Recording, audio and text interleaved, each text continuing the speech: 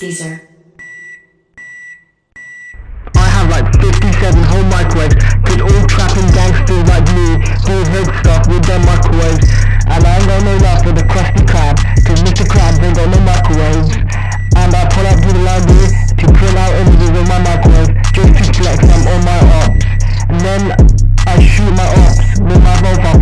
Also, my friend on PlayStation has a microwave, and I was like, yo, that's sick. And he's like, really cool. So if he owns a microwave, that is really cool to also own a microwave. But sometimes I get yelled at for using the microwave, but I don't care because I'm really that cool. And even one time, instead of microwaving a piece of pizza, once I microwaved it 3 times because how rebellious I am. Also, there's too much SpongeBob meat welding, and too many fake gangsters on a mission try to buy as much microwave as me. But they'll never compare to me because I'm too gangster and tough.